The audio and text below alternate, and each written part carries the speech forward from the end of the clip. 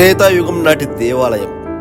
ఒక చిన్న రాయిని రంధ్రంలో వేయగలిగితే వాళ్ళు కోరిన కోరిక నెరవేరుతుందని ఇక్కడి వారి నమ్మకం.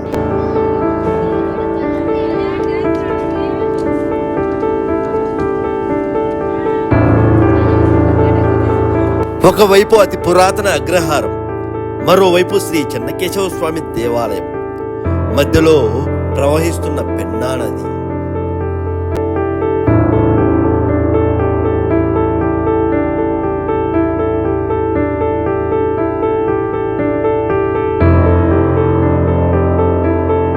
ఎవ్వరికి అంతుపట్టని రహస్యాలు దాగి ఉన్న క్షేత్రం, వింత వింత రాతలు. చరిత్ర మనకు ఏదో చెప్పబోతుంది అన్నట్టుగా దంపత సమేత నంది.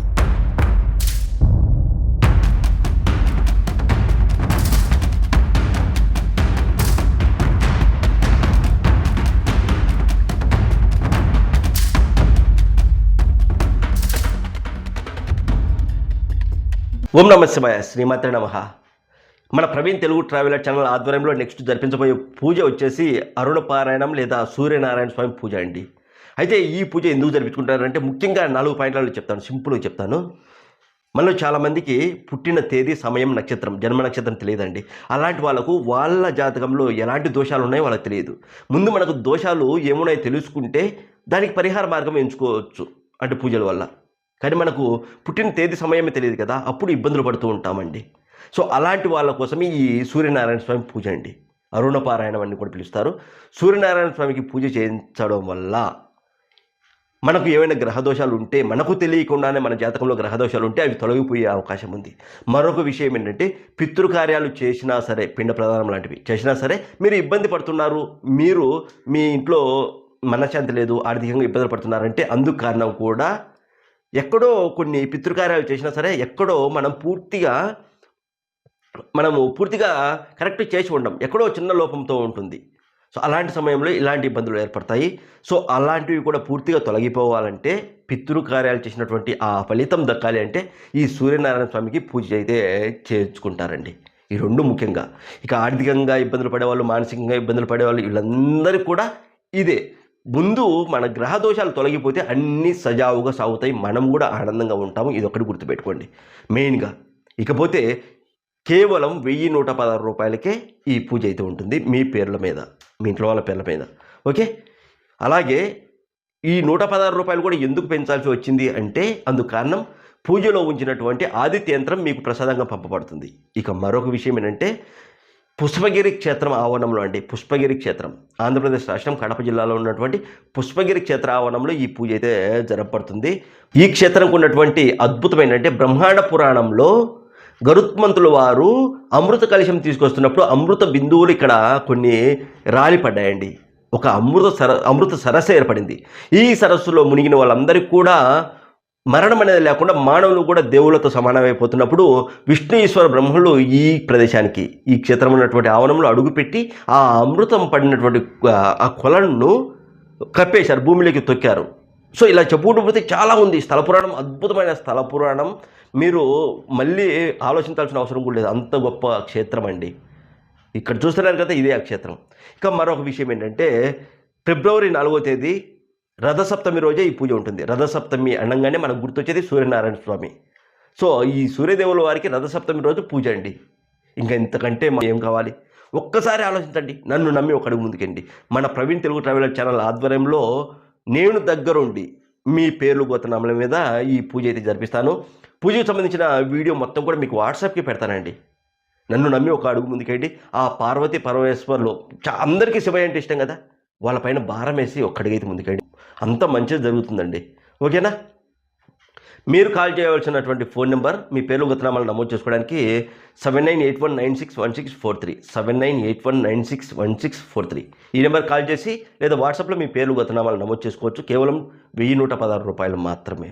ఇక వీలైనంత తొందరగా మీ పేర్లు గోత్రనామాలు నమోదు చేసుకుంటారని మనస్ఫూర్తిగా ఆశిస్తున్నాను. మనందరూ కూడా ఈ వీడియో చూసిన ప్రతి ఒక్కరు కూడా ఒక అడుగు ముందుకేస్తే చాలా అద్భుతంగా జరిపించుకోవచ్చు అండి ఈ పూజ. మరో విషయం ఏంటంటే, ఈ వీడియో మీ వరకు చేరిందంటే నిజంగా మీకు అంతో ఇంతో ఆ స్వామివారి అనుగ్రహం ఉన్నట్లే. ఇది ఒక్కటే ఆలోచించండి. ఓకేనా? ఓం నమః శివాయ, శ్రీమాత్రే నమః. ఓం నమ శివాయ. అందరికీ నమస్కారం అండి. నేను మీ ప్రవీణ్. మీరు చూస్తున్నారు ప్రవీణ్ తెలుగు ట్రావెలర్ ఛానల్. ప్రస్తుతం అయితే నేను ఆంధ్రప్రదేశ్ రాష్ట్రం కడప జిల్లాలో ఉన్నటువంటి పుష్పగిరి అనే క్షేత్రం ఆవరణంలో అయితే ఉన్నాను. పుష్పగిరి క్షేత్రం అండి. ఇక్కడ చాలా మంచి మంచి ప్రదేశాలు ఉన్నాయి మనం చూడాల్సినవి. అలాగే చాలా అద్భుతమైనటువంటి స్థల పురాణం కలిగి ఉన్న క్షేత్రం అండి. ముఖ్యంగా చెప్తున్నాను, బ్రహ్మాండ పురాణంలో గరుత్మంతునికి సంబంధించినటువంటి ఒక కథ ఉంది, అది చెప్తాను చూడండి. ఈ క్షేత్రంకు ఉన్నటువంటి గొప్పతనం మీకు తెలుస్తుంది. గరుత్మంతుల వారు అమృత కలశం తీసుకొని వస్తున్నప్పుడు దేవేంద్రుడితో గొడవపడి ఆ సమయంలో ఆ అమృత కలశం నుంచి కొన్ని అమృత బిందువులు ఈ ప్రదేశంలో పడతాయి. ఈ ప్రదేశంలో పడగానే ఆ అమృత బిందువులు అన్నీ కూడా ఒక సరస్సులాగా ఏర్పడతాయండి.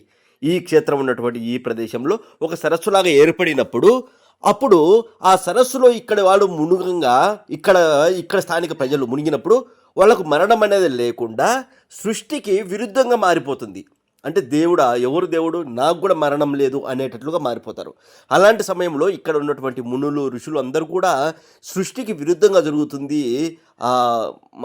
అని ఆ పరమేశ్వరుల వారిని ధ్యానం చేసుకున్నప్పుడు అప్పుడు పరమేశ్వరుల వారు కైలాస పర్వతం నుంచి ఒక కైలాస పర్వతం ముక్కను తీసుకొచ్చి ఆ సరస్సు పైన వదులుతారు. అప్పుడు మామూలుగా సరస్సు పైన ఆ ముక్క పడంగానే ఏమవ్వాలి, ఆ సరస్సు లోపలికి వెళ్ళిపోయి పైన కొండ ఏర్పడాలి, ఆ కైలాస పర్వతం కొండ. కానీ ఇక్కడ వేరుగా జరిగింది. ఏంటంటే అమృత బిందువులు ఉన్నటువంటి సరస్సు కాబట్టి సరస్సు పైన ఆ కొండ తేలియాడడం మొదలుపెట్టింది పుష్పంలాగా. అందుకే ఈ క్షేత్రం, ఈ ప్రదేశాన్ని ఒక కొండలాగా ఉంటుంది. నేను మీకు క్లియర్గా చూపిస్తాను ఆ కొండను కూడా. ఈ కొండను పుష్పగిరి అని పిలుస్తారు. పుష్పంలాగా తేలియాడింది కాబట్టి సరస్సు పైన పుష్పగిరి అనేది పిలుస్తారు. పక్కనే పెన్నా నది ప్రవహిస్తూ ఉంటుంది. అటువైపు వచ్చేసి అగ్రహారం ఉందండి. పుష్పగిరి అగ్రహారం ఉంది. ఇటువైపు చెన్నకేశవ స్వామి మరియు శివాలయం, శివకేశవుల్లో ఉంటారు. ఇక్కడ శివయ్య ఉంటారు, అలాగే చెన్నకేశవ స్వామి ఉంటారు. ఈ క్షేత్రంలో మధ్యలో పెన్నా నది ప్రవహిస్తుంది. అవతల వైపు వచ్చేసి పుష్పగిరి అగ్రహారం అనే గ్రామం ఉంటుంది. తక్కువ ఇండ్లు ఉంటాయి. చాలా పురాతనమైనటువంటి ఊరండి అది. అక్కడ శివాలయం ఉంది. అక్కడే ఆది శంకరాచార్యులు వారు స్వయంగా అక్కడికి వచ్చి అక్కడ శ్రీచక్రం ప్రతిష్ఠ చేశారు శివాలయంలో. మీరు ఆ గ్రామానికి వెళ్తే అక్కడ ఉన్నటువంటి శ్రీచక్రం కూడా మీరు చూడొచ్చు. కానీ ఈ క్షేత్రం నుంచి అక్కడికి వెళ్ళడానికి మధ్యలో పెన్నా నది ఉంటుంది కాబట్టి దూరం నుంచి తిరుక్కొని అయితే ఆ గ్రామానికి అయితే చేరుకోవాల్సి ఉంటుంది. చూడండి, పక్కనే పెన్నా నది ప్రవహిస్తుంది. ఇప్పుడు ఈ క్షేత్రం ఆవరణంలో ఉన్నటువంటి ఏమేమి ప్రత్యేకంగా ఏమున్నాయి అనేది నేను మీకు చూపిస్తాను. కొండకు దిగువ భాగాన ఈ క్షేత్రం ఉన్నట్లుగా మనకు కనిపిస్తుంది. అందుకే కిందికి చూడండి, మొత్తం లోతుగా ఉంటుంది, గుంతలాగా అక్కడ ఉంటుంది. అటు దూరంగా కనబడింది పెన్నా నది, ఇసుక అంతా కూడా అక్కడ ఉంటుంది. ఈ క్షేత్రం వచ్చేసి కొండకు దిగువ వైపున, ఇటువైపు వచ్చేసి కొండ ఉంటుంది. చూపిస్తాను చూడండి. ఇక్కడ పుష్పాలు కూడా చాలా విచిత్రంగా ఉన్నాయి. అన్నీ కూడా ఈ కొండపైన ఉన్నటువంటి పుష్పాలన్నీ కూడా పసుపు రంగులో ఉన్నాయండి. చూపిస్తా చూడండి. మొత్తం కొండ మొత్తం కూడా ఆ పుష్పాలే ఉన్నాయండి. సో బహుశా ఈ పుష్పాల వల్లనే ఈ క్షేత్రంకు ఆ పేరు వచ్చిందేమో అనిపించింది, పుష్పగిరి క్షేత్రం.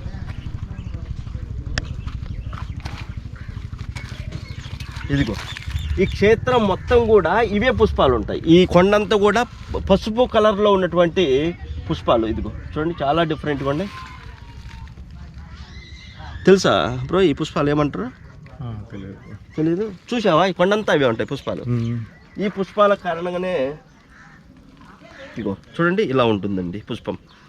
ఈ కొండపైన, ఈ పుష్పగిరి కొండపైన ఏదో అవుతుంది, కొమ్మదేశ అమృతం బిందువులు అవుతుండే ఏంటి? లేదు లేదు, ఇవి పాలన్ గ్రెయిన్స్ ఉంటాయి, ఏమన్నా పుప్పడు అంటారు కదా, అవేమన్నా ఉంటాయేమో. మామూలుగా అది నేను కట్ చేసినప్పుడు కొంచెము ఇదో ఇట్లా అయిపోయింది అన్నట్టు. ఒంబదేశి అమృతం ఏమో కొంచెం 4 పైన వేసుకుంటే ఇదిగో ఈ పుష్పాలు ఉన్నాయండి. ఈ కొండ మొత్తం, ఈ పర్వతం మొత్తం కూడా ఇదో ఈ పుష్పాలు ఉన్నాయి. నేను కూడా ఏంటంటే ఈ పుష్పాల వల్ల ఈ కొండకు ఆ పుష్పగిరి అనే పేరు వచ్చిందేమో, ఈ పుష్పాలు ఉన్నటువంటి గిరి, పుష్పాలు ఉన్నటువంటి కొండ అనేది పేరు వచ్చిందో అనుకుంటున్నాను. బహుశా అది కూడా అయి ఉండొచ్చు. ఇప్పుడు అప్పటి కాలంలో ఇది పరమేశ్వరుల వారు కైలాసం నుంచి, ఈ కొండ వచ్చేసి కైలాస కొండ అండి. కైలాసం నుంచి తీసుకొచ్చినటువంటి ఒక ముక్క ఇది కొండంతా కూడా.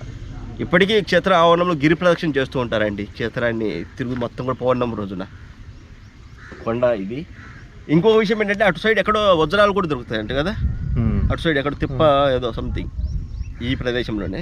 ఇక దేవాలయం చూద్దామండి. బయట వైపు నుంచి చూస్తుంటే ఇలా ఉంటుంది. అంటే ఈ దేవాలయం కూడా కిందికి ఉంటుందండి, లోపలికి ఉంటుంది. మనం చూసుకుంటే కిందికి కొండకు కింది భాగంలో ఇది ఇంతవరకు కొండే ఉంటుంది, కింది వరకు కొండ ఉంటుంది. అలాగే మరో విషయం ఏంటంటే ఈ క్షేత్రం ఆవరణంలో అటువైపు నుంచి చూస్తుంటే మనము పినాకిని నది ప్రవహిస్తుంది. పినాకిని నది అదిగో అక్కడ చూడండి, నీటి దార కనబడుతుంటుంది, నది ప్రవహిస్తుంది. పుష్పగిరి క్షేత్రం వెనుక వైపు అంటే మనము నది ప్రవహిస్తుంది కదా, పినాకిని నది వైపు అయితే ఉన్నాము. అక్కడ చూడండి నది, మనకు నది కనబడుతుంది, పెన్నా నది. రండి, ఇక్కడ మనము చూసుకోవచ్చు. ఇక్కడ మనకు పెన్నా నది అయితే ప్రవహిస్తుంది చూడండి, పెన్నా నది. అలాగే మనం ఇట్లా చూసుకుంటే క్షేత్రం, దేవాలయం అటు చూపండి, అది దేవాలయం. ఇక్కడికి రండి కొంచెం. దేవాలయం కదా, ఇది దేవాలయం. అయితే దేవాలయంకు అటువైపు నది, ఇటువైపు మనం చూసుకుంటే ఇది. ఇప్పుడు రుద్రపాదం ఉండే ప్రదేశం ఇదేనండి. ఇక్కడే పరమేశ్వర్ల వారు కాలు పెట్టినప్పుడు ఏర్పడినటువంటి పాదముద్ర ఉంది ఇక్కడ. ఇందులోకి రండి వెళ్దాం. శివుడి పాదముద్ర అయితే ఇక్కడ ఉంది. నేను క్లియర్గా చూపిస్తాను మీకు. ఇది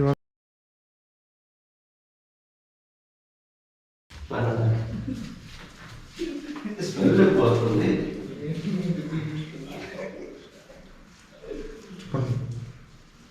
ఇక్కడ చూడండి, రండి లోపలికి. ఇది ఇక్కడ ఎక్కువ గబ్బిలాల స్మెల్ అయితే వస్తుంది. ఎందుకు మరి డెవలప్ చేయలేదు. ఇక్కడ చూడండి, శివయ్య పాదముద్ర చూడండి ఎంత పెద్దగా ఉందో. దగ్గర పెట్టండి, దీనికి చూడండి. పరమేశ్వరుల వారి పాదముద్ర ఇక్కడ చూడండి, పాదముద్ర క్లియర్ చూడొచ్చు. ఒక ఎట్లా అంటే ఒక గీతలాగా ఉంటుంది చూడండి. ఇట్లా పట్టుకొని చూపిస్తాను. ఇది కూడా పట్టుకోండి.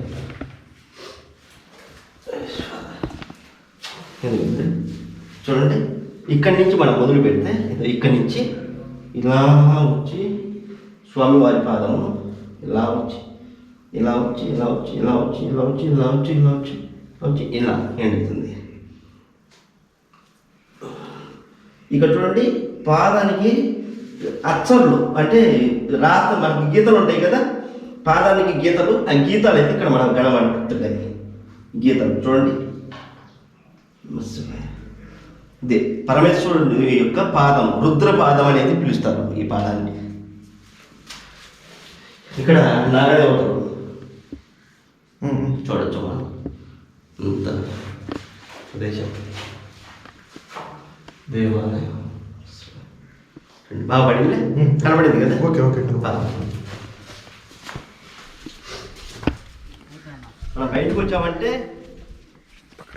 మనము బయటకు వస్తే ఇక్కడి నుంచి మనం బయటకు వస్తే మళ్ళీ క్షేత్ర ఆవరణంలో మనకు ఉన్నటువంటి పెన్నా నది ఇదంతా కూడా మనం చూడొచ్చు. ఇక్కడ శివలింగం చూడొచ్చు మనం. ఇప్పుడుతో పురాతన కాలం నటి శివలింగం. దగ్గర రండి కొంచెం, ఇది నదిని చూపిద్దాం. పెన్నా నది. మనం అటు సైడ్ వెళ్తే కనుక అక్కడ ఊరు ఉంటుందండి, పుష్పగిరి ఊరు ఉంటుంది అటు సైడ్.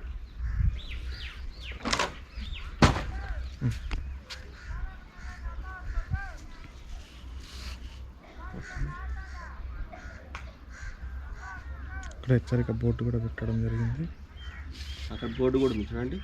మనం పుష్పగిరి క్షేత్రం ఇక్కడ ఒక రాయి తీసుకొని పైన రంధ్రంలో పెట్టి కిందికి వదిలితే కరెక్ట్ రంధ్రంలోకి పడితే మన కోరిక అయితే నెరవేరుతుందంట. ఈ పుష్పగిరి క్షేత్ర ఆవరణంలో ఉన్నటువంటి ప్రత్యేకత అంటే చరిత్ర స్థల పురాణం చాలా గొప్పగా ఉంది. దాంతోపాటు ఇది కూడా ఉంది. నేను రాయి వేసి చూద్దాము ఎలా పడుతుందో.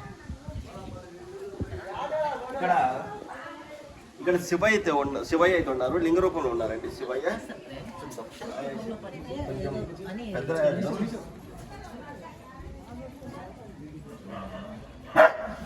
ఇదిగో ఈ రాయి అయితే నేను వేస్తున్నాను. పైన ఇక్కడ ఒక రంధ్రం ఉంది, ఈ రంధ్రంలో పెట్టి వదిలితే ఆ రంధ్రంలో పడాలి.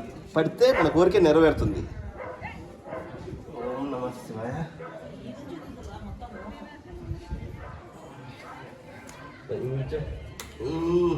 దారి పడింది, మళ్ళీ వేస్తా.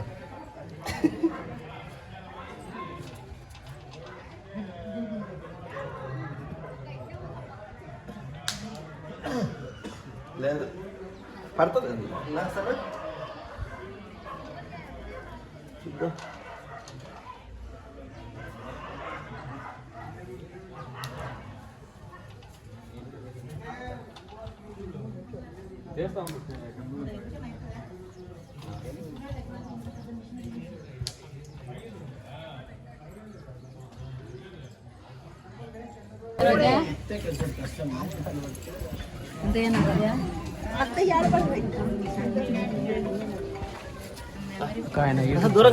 దూరంగా ఉన్నాను.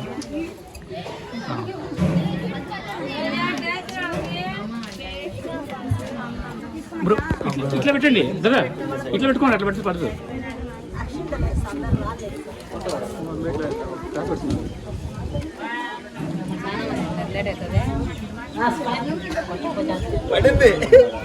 పడిందా?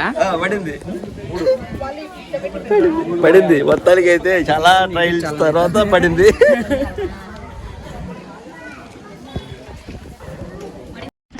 మనం ఈ గేటు గుండా అయితే మనం వస్తామంటే లోపలికి వస్తాము. ఈ గేటు గుండా ఇలా వచ్చినప్పుడు ఇలా దేవాలయం అయితే ఇలా కనబడుతుంది. మనం చూసుకున్నట్లయితే లోపలికి వచ్చాక ఇక్కడంతా కూడా ముందుగా ఇక్కడ అమ్మవారి ఆలయం అయితే ఉంటుంది. ఇక్కడ ఇది అమ్మవారి ఆలయం, ఇది గర్భాలయం అండి, చెనకేశ్వర స్వామి గర్భాలయం గోపురం. ఇక్కడ అందమైన శిల్పకళ చాలా అంటే చాలా అద్భుతంగా ఉంటుంది. చూడండి ఇక్కడంతా కూడా శిల్పకళ. ఎట్లంటే ఏనుగుల పైన ఉంటారు వీరులు. చూడండి మొత్తం కూడా శిల్పకళ. దేవాలయం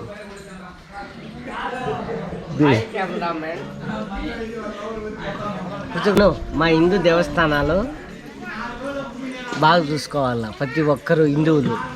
ఓకే బాయ్, జై హిందూ. దేవాలయం ఇక్కడ ఒక ఆలయం ఉంది, ఇక్కడ తులసి మొక్క, ఇక్కడ ఒక ఆలయం. ఇది ప్రధాన గోపురం అండి, ప్రధాన గోపురం.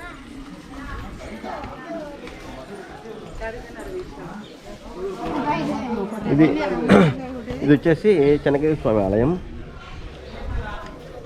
ఇక్కడ స్వామి చెనకేశ్వర స్వామి ఆలయం లోపలికి స్ట్రైట్గానే ఉంటుంది గర్భాలయం. అటు సైడ్ వెళ్తే మనము శివుడి కాశీ విశ్వేశ్వర స్వామి దేవస్థానం కూడా ఉంటుంది లోపలే మొత్తం కూడా.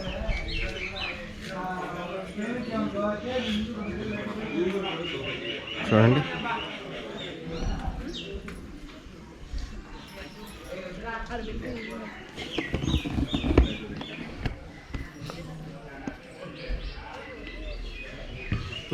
ఇదేనండి పుష్పగిరి క్షేత్రం.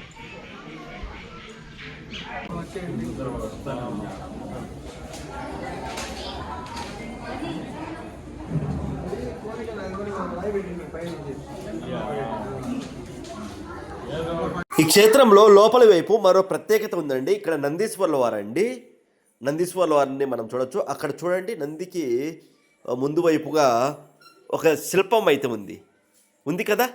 ఆ శిల్పం ఉన్నటువంటి ఈ నందిని ఏమని పిలుస్తారు అంటే దంపత సమేత నంది. దంపత సమేత నంది. ఇక్కడ చూడండి దంపత సమేత నంది.